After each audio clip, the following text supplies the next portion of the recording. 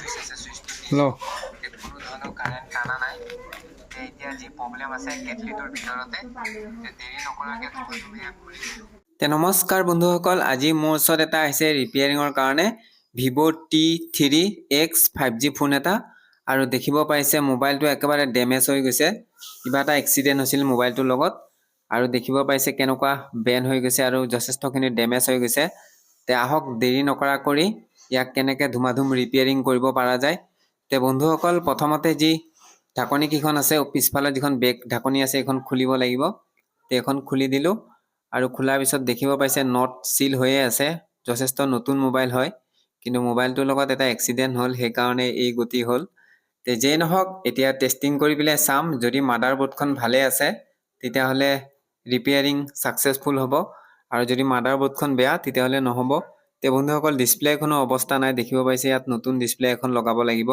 আৰু কি লগাব লাগে ইয়াৰ খোলাৰ পিছতে গম পাম তে প্ৰথমতে নটকেইটা খুলি লওঁ আৰু গোটেইকেইটা নট খোলা হোৱাৰ পিছত প্ৰথমতে বেটেৰীটোক ছাইড কৰি দিলোঁ আৰু বন্ধুসকল এতিয়া ইয়াৰ যি পাত্তা পাত থাকে যিটো চাৰ্জিং পাত্তা এইটোও ছাইড কৰি দিলোঁ আৰু মাদাৰবোৰ্ডখন এইখন দেখিব পাইছে আৰু মাদাৰবোৰ্ডখন ইমান এটা বেয়া হোৱা নাই অকণমান বেন হৈ গৈছে কিন্তু ধুনীয়াকৈ চলিব প্ৰব্লেম একো হোৱা নাই বৰ্ডখন আৰু বৰ্ডখন ভালে থকাৰ কাৰণে মোবাইলটো ৰিপেয়াৰিং হৈ যাব তে মাদাৰবোৰ্ডখনক ছাইড কৰিলোঁ আৰু এতিয়া দ্বিতীয়তে যিটো আৰু এটা কাম আছে মই দেখুৱাই আছোঁ আৰু এতিয়া দেখিব পাৰিছে এইটো আৰু CC বৰ্ডখন এইখন CC বৰ্ডখনো ভালে আছে সেইটোও ডেমেজ হোৱা নাই আৰু যি বডিটো সম্পূৰ্ণ হিচাপে ডেমেজ হৈ গ'ল এইটো বডিৰ কোনো কাম নাই তে বন্ধুসকল এতিয়া এইটো নতুন বডি ল'লোঁ আৰু এইটো দেখিব পাৰিছে এইটো নতুন হয় আৰু এইটো ইয়াত ফিটিং কৰিব লাগিব আৰু আগৰ যিটো এইটো পুৰণা আছিলে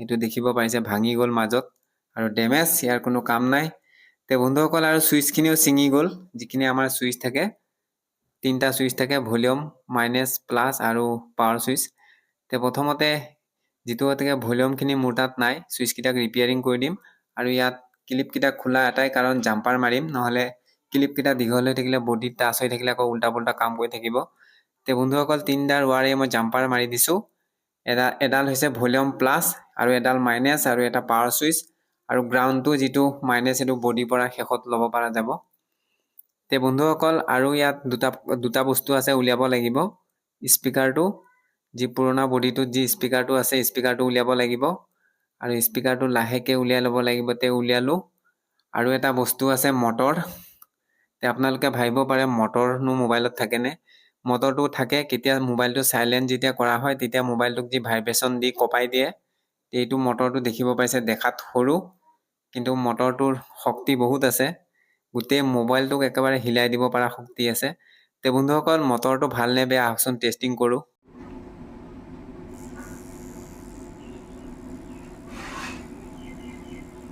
তে বন্ধুসকল দেখিব পাৰিলে মটৰটো ভালে আছে আৰু এইডাল কেবল হয় এণ্টনা কেবল এইডালো ডেমেজ হৈ গ'ল আৰু ইয়াত বেলেগ এডাল লগাই দিছোঁ এইডাল দীঘল হয় আৰু এণ্টনা দীঘল হ'লে ভাল সদায় আৰু বন্ধুসকল এতিয়া যিখন ডিছপ্লে লগাম SD প্লাছ আৰু এইটো ডিছপ্লেখন দেখিব পাৰিছে SD প্লাছ হয় অৰিজিনেল নহয় কপি ডিছপ্লে হয় তে বন্ধুসকল এতিয়া চাৰিওফালে এঠা লগাই দিলোঁ মোবাইলটোত এঠা লগাই যিখন ডিছপ্লে আছে ডিছপ্লেখনো লগাই দিলোঁ লগোৱাৰ পিছত 2-3 ঘণ্টামান ইয়াক লবৰ মাৰি ৰখাব লাগিব তাৰপিছতে বাকীখিনি কাম কৰিব পৰা যাব তে লবৰ মাৰি দিলোঁ তে এতিয়া আহকচোন যিকেইটা ভলিউম আছে ভলিউমকেইটা আমি বেলেগ ষ্টাইলত লগাব লাগিব কাৰণ এইটো মোবাইলত যিখিনি ভলিউম মোৰ তাত নাই তে বন্ধুসকলে মই জাম্পাৰ লগাই 3টা ভলিউম লগাই দিলোঁ এক্সট্ৰা কৰি আৰু এতিয়া টেষ্টিং কৰি পেলাই চাম ভলিউমকেইটা বা ছুইচকেইটা কাম কৰিছে নে নাই প্ৰথমতে এইটো পাৱাৰ ছুইচ কাম কৰিছে তাৰপিছত এতিয়া আহিলোঁ এইটো ভলিউমৰ এইটো মাইনাছ কমিছে আৰু যিটো ওপৰৰ ভলিউমটো প্লাছ হয় আৰু এইটো দেখিব পাৰিছে এইটো চাউণ্ড বাঢ়িছে তে আকৌ এবাৰ টেষ্টিং কৰি চাম পাৱাৰ ছুইচটো তে বন্ধুসকল ঠিকেই আছে ছুইচ তে আহক এতিয়া ধুমাধুম ফিটিং কৰা কাম আৰম্ভ কাৰণ কমপ্লিট কাম হৈয়ে গ'ল নটকেইটা মৰাৰ পিছতে হৈ যাব তে বন্ধুসকল এতিয়া বেক চাইডৰ যিখন ঢাকনি আছে এইখনক এঠা মাৰিলোঁ এতিয়া আকৌ লবৰ মেৰিয়াই পেলাই আকৌ থ'ব লাগিব 2 ঘণ্টামান তাৰপিছত আমাৰ ফাইনেলি মোবাইলৰ কাম কমপ্লিট হৈ যাব তে বন্ধুসকল ইতিমধ্যে মই সময় পাৰে কৰি দিলোঁহি আৰু তে 2 ঘণ্টা সময় পাৰ হৈ গ'ল আৰু এই দেখিব পাইছে পুৰা ধুনীয়াকৈ লবৰ পেচাই দিলোঁ।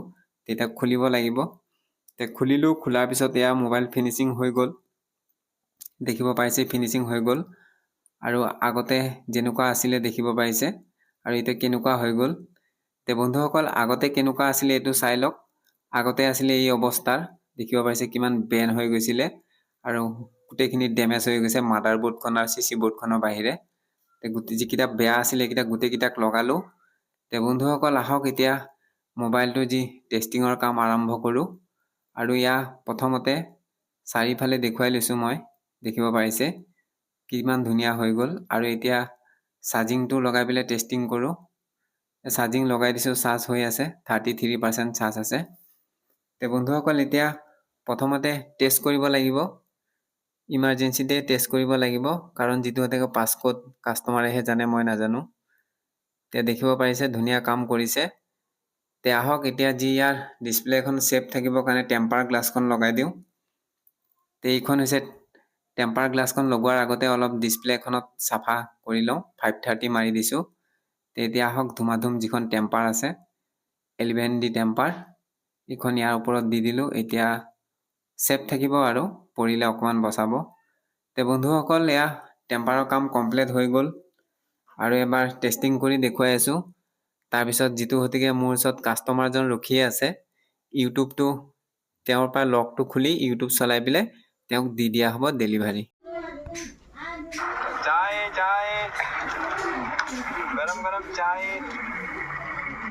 নমস্কাৰ বন্ধুসকল, আজি মোৰ ওচৰত এটা আহিছে ইলেক্ট্ৰিক কেটলি এটা ৰিপেয়াৰিঙৰ কাৰণে।